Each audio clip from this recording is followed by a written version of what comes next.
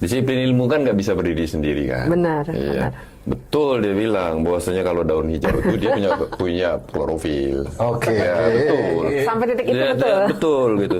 Tetapi ilmu itu nggak cuma mati di situ. Jadi kalau kita ngomongin satu ekosistem, jika terjadi interaksi di dalamnya. Nah, interaksi itu bukan cuma pohonnya gitu. Interaksi antara pohon dengan hutannya, pohon dengan airnya, itu disebut dengan ekosistem.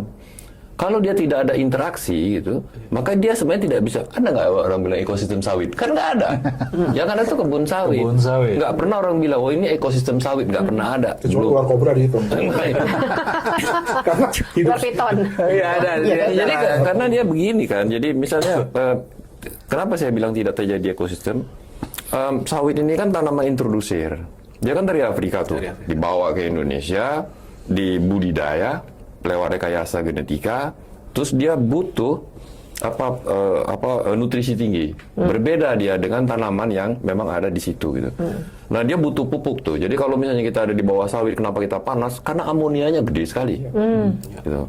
Yang kedua, akar sawit itu gitu. Tanaman sawit yang benar kata orang itu, dan dia jaraknya 10 kali 10. Itu tuh kalau sudah di atas 10 tahun ketemu akarnya tuh. Dari satu pohon ke pohon yang lain tuh ketemu. Di rata. Jadi dia tuh tidak ke dalam. Tapi dia merambat itu. Akar semua isinya. Menyebabkan air tuh nggak bisa masuk.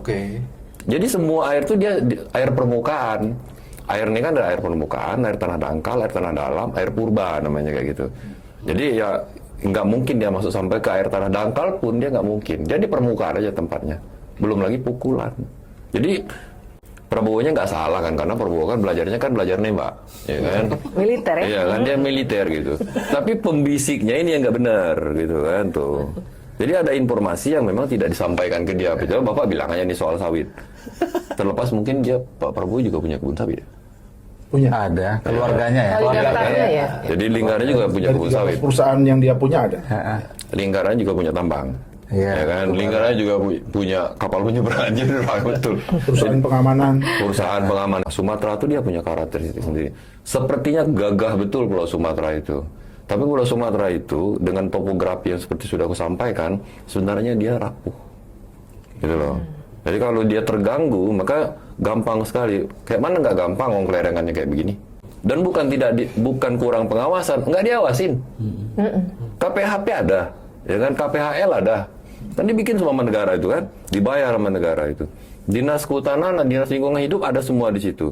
Tapi hutannya babak belur. Gitu. Ini artinya bukan kurang pengawasan, nggak diawasin.